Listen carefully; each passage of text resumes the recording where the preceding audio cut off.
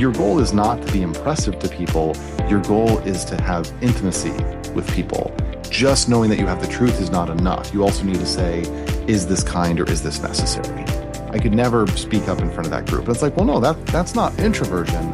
That's just anxiety. That's just shyness. Again, hello everyone. I'm Wendler from Psychtalks. I'll be your today's host for this session. In an age of constant digital connection, real human connection is quietly fading. According to 2021 Pew Research Center study, 61% of young adults report feeling serious loneliness, and social anxiety continues to rise. More and more people struggle to feel seen, heard, and understood. At Psychtalks, we believe that mental health conversations shouldn't be a privilege, especially in communities where they are too often neglected. We are building a space where psychology meets purpose, helping people reconnect with themselves and others. As part of that mission, we are honored to welcome Dr. Daniel Wendler, clinical psychologist, status speaker with over 700K views, and author of several best-selling books. He is also creating content and writing on Substack to share his ideas. Dr. Wendler turned his personal challenges into a lifelong mission, helping others build authentic confidence and meaningful relationships. This seminar is more than just a talk. It's an invitation to rediscover the art of being yourself. Dr. Wendler, how are you? I'm doing well. I'm excited to be here. Yeah, we feel really great to see you on Psychtalks. Mm-hmm. I will be starting the interview now. Dr. Wendler, in recent times, we see in social media the rise of slogan, to be yourself. But in some cases, we see that people doesn't even know who they really are and how to be themselves. Thus, some of them just pretend to be themselves or perform to be themselves. So my question to you is, how can people know or how to find out who they really are so that they can be their authentic self rather being performative? Yeah, that's a great question. I think that the place that you want to start is by not comparing yourself to what you see on social media, because the images that people portray on social media are just so fake, right? Like all of the professional influencers, oftentimes they have professional production crews behind them to make it seem like they have these perfect lives, even if it's just somebody that in real life who's not a professional, but they're just posting a photo or something. Well, they've probably taken that photo 5 different times from 5 different angles to make themselves look like they're really cool or really happy. And so if you look at that and you think, oh, that's what I'm supposed to be like, it's kind of like, trying to get into shape and watching the Olympics and thinking, oh, if I'm not like an Olympic athlete, then I'm not good enough. And when you're focused in that way, well, then it just, it makes it harder for you to kind of listen to your authentic self and discover who you want to be. So I think the first thing is to recognize when you are being tempted towards kind of like a false version of what it means to be a person or the life that you ought to have. Because the other thing about social media is that a lot of it, people are very prescriptive, right? Like people say, oh, this is what you should do, or this is what it means to be a man or to be a woman, or this is what it means to be successful. Like there's a lot of people telling you how to live your life on social media. And if you are not careful, you can get sucked into that. So I think it's important to like not listen to that. And then I think that it's important to kind of listen to yourself. A lot of times people kind of go through their lives and they're just sort of doing stuff. They're not really taking the time to reflect. And I think if you take the chance to reflect, maybe it's, once a week, maybe it's, at the end of every year, whatever interval makes sense for you. But if you sort of pause and you think about your life, you think about your experiences, and you kind of ask yourself, what are the things that I did that I was proud of? What are the things that I did that made me happy? What are the things in my life that I really wish I had more of? If you ask yourself those kinds of questions, then guess what? You're on your way to figuring out the kind of person that you want to be and what it means to be yourself. Because if you think of the things that made you happy, that you're proud of, that you did well then those things are you. Those are the things that you need to live a fulfilling life, and you just need to do more of that and step into that kind of life with more confidence. Okay, that was a really insightful talk. So now we are going to jump into our next question. That trying to be authentic sometimes can hurt other people's feelings, right? Because what we say to people in the name of being authentic might come off as being rude. We would like to hear that how can we be more empathetic in a conversation while also being authentic? Mm-hmm. Yeah. So, when I was growing up, my dad had an advice for me because I would have exactly this problem when I was a kid on the playground, especially a kid with autism. I didn't always think about how what I would say would come across. And so, sometimes there would be another student and I would be like, oh, you smell bad, because they had just been running around, on the playground and they were sweaty. And I would just tell them that. And then I would get in trouble and I would be like, what? Like they did smell bad. And the fact is, they did. That was truthful. But my dad is like, it's not just about whether something is truthful. There's also the idea of like what you want to consider is not, is it truthful, but is it kind? Is it true? Is it necessary? So even if something is truthful, but it's not kind to say it to the person, or it's not necessary to say it to the person, then you don't want to say it to the person. You need at least one of those other things to be there. Like it either needs to be true and kind, like, oh, you look nice today, or it needs to be true and necessary, like, that person that you're talking to online is a scammer and they're going to take your money, and like that might not feel nice to the other person to hear, but it's necessary because it's true. So that I think is the good technique that I would recommend is like be honest, be real, be transparent, but just being on, like, just knowing that you have the truth is not enough. You also need to say, is this kind or is this necessary? Okay, so we really appreciate the clarity you brought to this topic. Uh, Mhm. Now moving to our next question. Nowadays, we can see that people use the word introvert as an Mhm. escape for not socializing. So, are people really introvert or they just lack social skills and use this as a coping mechanism? Mhm. So introvert is a real thing, but it's often misunderstood and misused. That there is a theory of personality that has a lot of research behind it, and a lot of psychologists and scientists over the years have found that this is actually a very credible way for understanding human personality. It's called like the ocean method, and I think it's like openness, conscientiousness, extroversion, agreeableness, and neuroticism. These are like 5 traits that scientists can like accurately determine in a person, and that actually factor into how a person behaves and performs. So extroversion, that's one of those traits. That's a very real part of your personality. But oftentimes people, when they talk about extroversion or introversion, they use it sort of as an excuse, or kind of as a shield for their anxiety. They're like, oh, I'm an introvert, and so I could never go to that party, or I'm an introvert and so I could never speak up in front of that group. And it's like, well, no, that's not introversion. That's just anxiety. That's just shyness. Because the difference between extroversion and introversion is just where your energy comes from.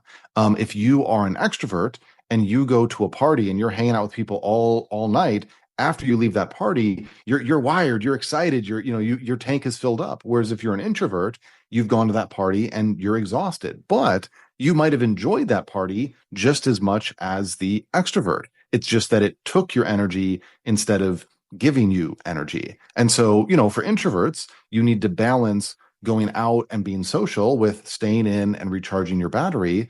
But it's kind of like, recharging the battery on your phone. It's okay to take it off the charger and use the phone. That's not, there's nothing wrong with that. So I think that it like, if you are an introvert, if you're truly an introvert, it's important to give yourself enough time to rest and recharge.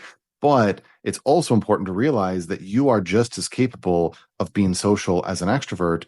And the extent that you feel like you can't be social, it's not something inherent to your personality. It might just be a lack of confidence, a lack of experience, your anxiety, something like that. And those are all things that you can work on and you can improve because they're much more adaptable than your core personality. Uh, that was a really different perspective to see. Okay, so our next question to you would be, in your TED Talk, you talked about letting go of the super Dan. Mhm. But what we see in pop culture, people are trying to be the exact opposite, as they are trying to put more effort to achieve the superior version of themselves. So, Dr. Wendler, what advice will you give to the people who always feels the need to act strong and flawless in social surroundings? Yeah. I mean, I think obviously like, gaining strength, improving your flaws, growth, self-improvement, those things are all good. Um, but I think it's very common uh, for people to get trapped in that and to feel as though I need to hide all of my flaws, or I need to always be the strong one, or I need to be a better version of who I am in order for other people to really love and accept me. Like sometimes I hear from, I'll work with a client and they'll be like, I'm really lonely. I'd really like to start dating, but I could never go out and go on a date until I've, lost 10 pounds, or until I've gotten, a higher paying job, or until I, learn better social skills or whatever it is. And most of the time, that's just not true because, yeah, I mean, if you lose 10 pounds, maybe you'll be a little bit more attractive, or maybe not, who knows? Maybe your body's perfect the way it is. But, improving yourself might make it a little bit easier to find a partner, but the right person would see the good things about you that are already there, your humor, your kindness, your personality, and they would want to be, your partner or your friend or whatever it is that you're looking for without you needing to engage in the self-improvement. And so I think that the thing that's important to remember is that when you feel like I always have to be the strong one, I always have to put my best foot forward, sometimes that can kind of be a barrier that makes it harder for other people to get close to you because you either aren't willing to open up and be intimate without feeling like you can improve yourself more. Or sometimes it's like we were talking about with social media. Your really strong version of yourself that you're presenting, it's a false version of yourself, and other people can't see the real you. And so they can't connect with the real you. And so I think that if you're like, your goal is not to be impressive to people, your goal is to have intimacy with people. And sometimes when you try to be the most impressive one, you make it much harder for people to have a genuine relationship with you. Mm-hmm. Uh, so on that context, that how much meeting new people is important, as we see we spent most of our life in a bubble, Mhm. not experiencing something different. What young Dan would do different to be a social magnet with the knowledge he have now. Yeah, I think that the biggest thing that I would say is important for young Dan to do differently is to realize that social failure is not a catastrophe. Because I think when I was younger, I would look at social experiences, things that I would want to do, and I would be like, but what if they don't like me? What if I'm awkward? What if I say the wrong thing? Okay, I better not go to that because maybe it won't work out. And what I would say is like, yeah, it might not work out. In fact, it probably won't if you're doing something that's really new and really unusual and outside your comfort zone. But that is actually good because it's when we do the things that don't work out that we learn and we grow. That's how it works as a human being, is that our growth comes from mistakes. It comes from us doing it wrong the first time and then being like, wait, let me try that again. And then we get a little bit better, a little bit better. Even down to just the physical level, when you're in the gym and you're trying to grow your muscles, you lift that weight until your muscle fails, and that's what prompts that muscle to grow back stronger. And so I think that if you have the willingness to say, failure is not actually a problem. Failure is actually something to be happy about because failure means growth. Then you're able to engage in so many more social opportunities. and you're able to meet people that you never would have anticipated meeting. I remember I made one of my best friends by going to a yoga group that I saw in the park.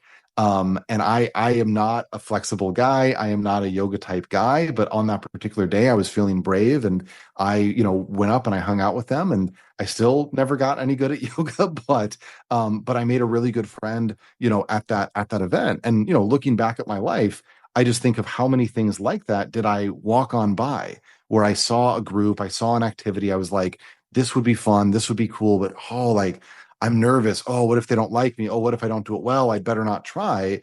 And how many friends, like my yoga friend, did I miss out on adding to my life because I didn't have that confidence and that willingness to kind of, make a mistake and fail. Because like if I did go to the yoga group and nobody liked me, well then I would just leave. And like there'd be no harm. There would be no, like it'd be a little uncomfortable for 10 minutes, and then I'd get on with my life. And I think realizing that there's nothing that's actually damaging about making a social mistake, that's been a real game changer for me. Uh-huh. It was beautifully said. Dan, I actually read the book of yours that How to Improve Yourself. Hmm. So you talked about true fear and physical fear in that Hmm. book. So how to know when anxiety is true fear versus physical fear? Yeah. So my my favorite two words when dealing with fear are then what? Because in the book, I think I use the example of like of a bear chasing you. And when a bear is chasing you, it's very easy to determine that this is a true fear, right? Okay, the bear is chasing me. Let's say the bear catches me. Then what? Okay, well then the bear will eat me. Okay, well that's bad. It's very obvious, okay, then what? After the bear eats me, then what? Well then I'll be dead. Like then that like very obvious that that's a problem, right?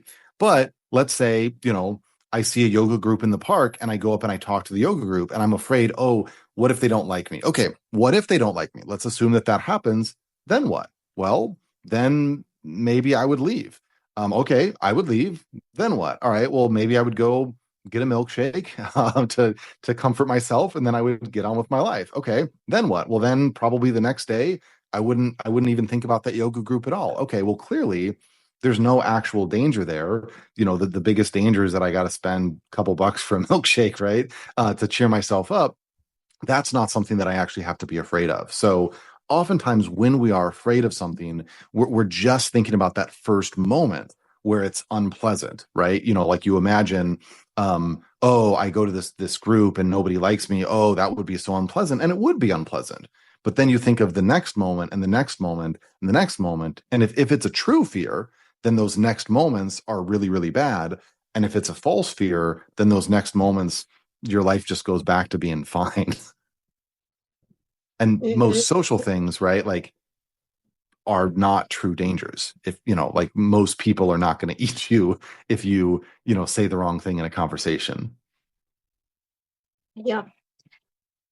Okay, that was really insightful. And how much body language is a part of a conversation? Because we see many social media posts that we should sit like this. This is the elegant pose. This is how we eat. So, how much body language is part of a conversation, and what impact it have, and how to improve? Yeah. So I think body language is one of the signals that people use. I also think that when you are really focused on body language, it can make it difficult to connect with somebody else in a real way, because body language can be so complex, right? Like it's like, oh, do I sit like this? Do I sit like this? Do I touch my face here? Do I touch it like? And then if they're doing those things, what does that mean? And it can be very, very difficult for you to know what you're doing, like how to actually use it. And then if you're spending all of your brain power thinking about your body language, well, you're not paying attention to what the other person is actually saying or being in the moment with them. So I do think that body language is a worthwhile thing to learn. And I think I'll talk for a second on how I recommend people go about learning it. But I would keep it in perspective. Body language is a piece of the puzzle, but it's not a magic wand, right? It's not like if you become like, sometimes you see those social media videos where it's like, oh, master body language and you'll become irresistible. It's like, you will not become irresistible. People can resist you. Doesn't matter how good your body language is. There's no magic trick. All it does is improves you a little bit. So, keep it in perspective, make sure that you're focused primarily on the connection with the other person. But if you do want to improve your body language, two tips that I have. The first one is to focus on one specific piece at a time. So be like, all right, let me, maybe I learned this one thing to look out for. I'm just going to look out for that one thing in a conversation, or maybe I'm going to watch a movie. I'm going to look for when that signal comes up, so that way you're not overwhelmed. You're not trying to figure out 500 different tips. You're just looking for that one thing to kind of add to your roster. The other thing that I would say is I would really recommend simplifying body language away from like all of the specific meanings of like, okay, well, this means that they're confident, but that means that they're happy. Like, instead, I think it makes sense to just say, does this mean that they're comfortable or they're not comfortable? Because fundamentally, all you really need to know from somebody's body language is, do they like what's going on and they want more of it, or do they not like what's going on and they're pulling back from it? Because if you're in a conversation with somebody and you give me positive body language, well, then I know I ought to continue the conversation. I ought to keep doing what I'm doing. But then if I maybe change the topics and then you suddenly lean back, you become uncomfortable, well, then I know, okay, that's probably not a topic that you want to talk about, and I ought to bring in a new topic. And it doesn't matter whether your body language is actually, scared or sad or whatever. As long as I know that it means that you don't like what's going on, I can then adapt and I can change how I'm engaging with you. So don't overcomplicate it. Body language is just, do I want more of this? Do I want less of this? Okay, then thanks for your sharing your expertise.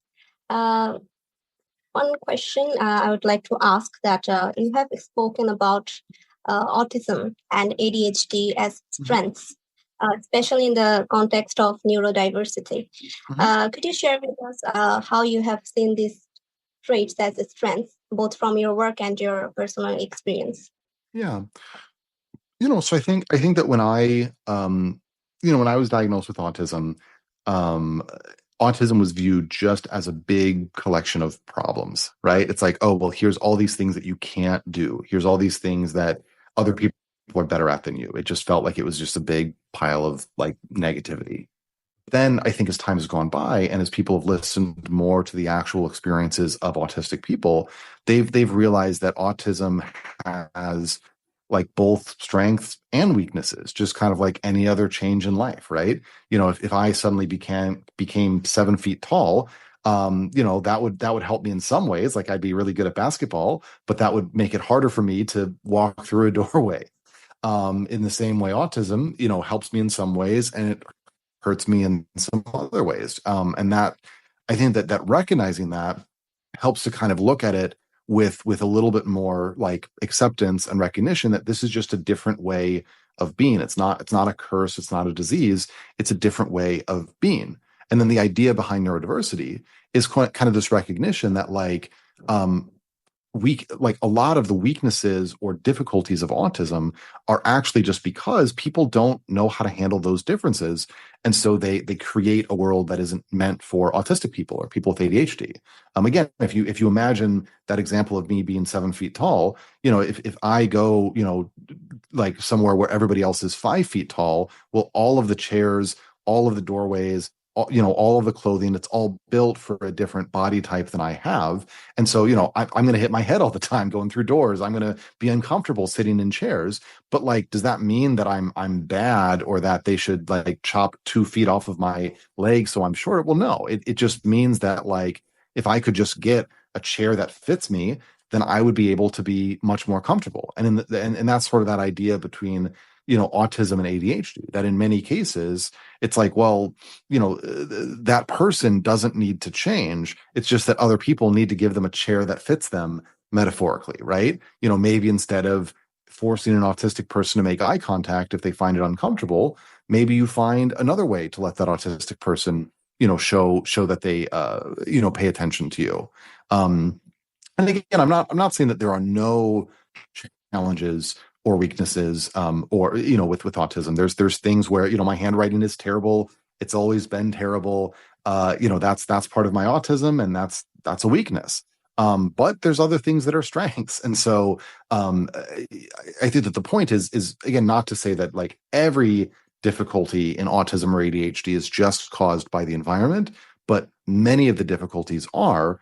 And if we kind of work to address those, then we can unlock a lot of the talent and potential of people who have autism or ADHD or other forms of neurodivergence.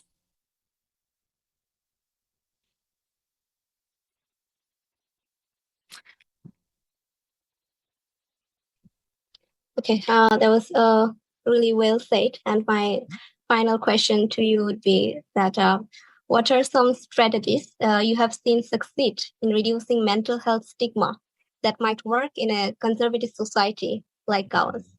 Yeah. So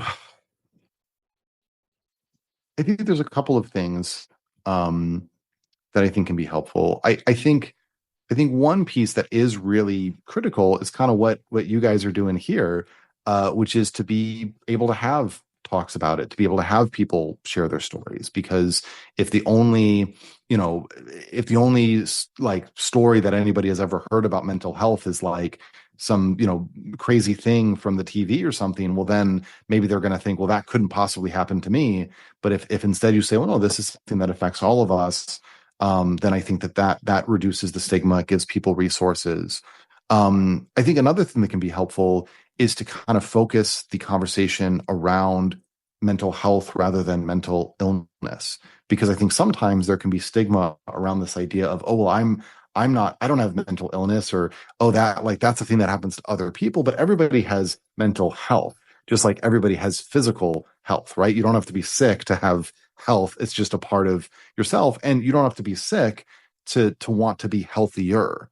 Our bodies can always function better, and in the same way, our minds and our emotions can always function better. And so I think that in a conservative society where people might not want to engage with this idea of mental illness, to say, all right, that's fine, but can we talk about mental health? Can we talk about what would it mean to have more energy? What would it mean to be happier? What would it mean to have better relationships with other people? What would it mean to be able to handle stress with greater resilience? And I think that those can be conversations that people might be happy to engage with.